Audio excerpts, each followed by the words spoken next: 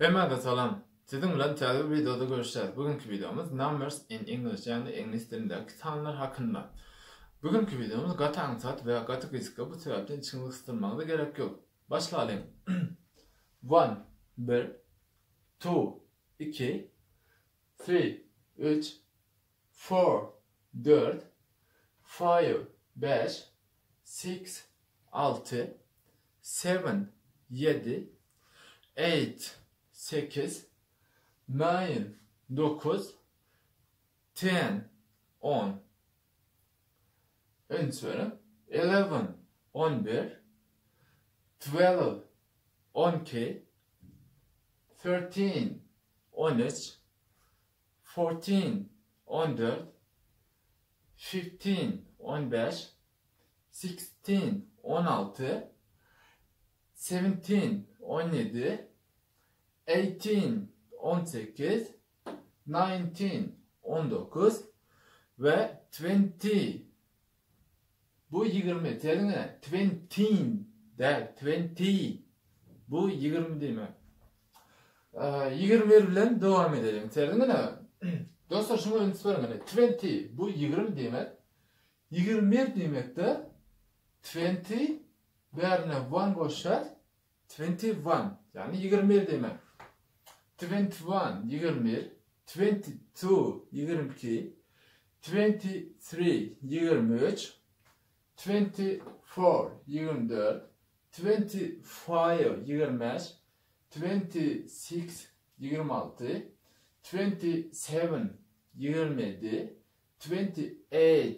28 28, 29 29, bir de 30 30, bu da 30 demek dostlar.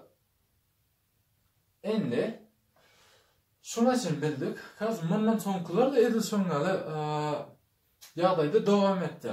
Bu sefer men akılsını yazıp oturmadım. Böyle 10 sanları öğrenelim ve geçelim.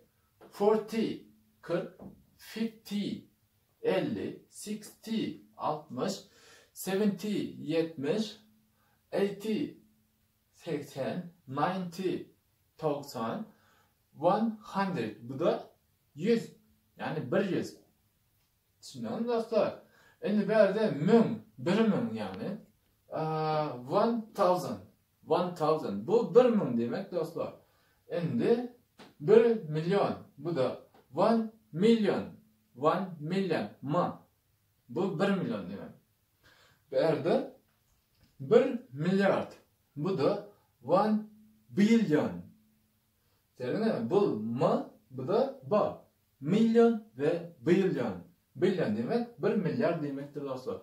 Şimdi size 3 belgili karşı salların ne şekilde ulanışını ve Angliya'da ne şekilde aydılar ve Amerika'da ne şekilde aydılandığını size kısaca görkezeyim. 215 serdiniz mi dostlar? 215 bu UK, yani Angliya'da 215 bir aydılar Angliya'da. Amerika'da 215 divide'ler, yani bu end, bu ulanlanak. Has köp belgili sanları aydalayım. 2.150.638.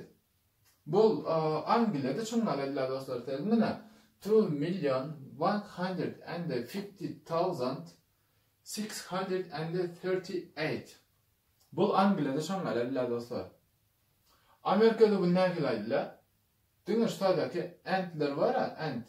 Şulara aydınlanan başka kendileri yok. 2.150.638. Bu da Amerika'da şunlar eller dostlar. Şununla bugünkü sapamız geçti.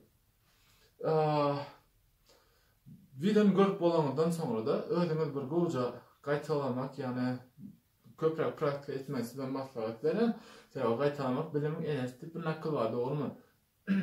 Videomuz gördüğünüzde yaranmasa like basmanız ve videomuz hakkındaki fikirlerinizi videonun aşağısında komentar yazmanız sizden ulakın xahiş ettim. Eğer kemçilikler bolsa da, yani goçuluklar bolsa da kısmını yazın. Bir sonraki videolarda görüşence köp sağ olun.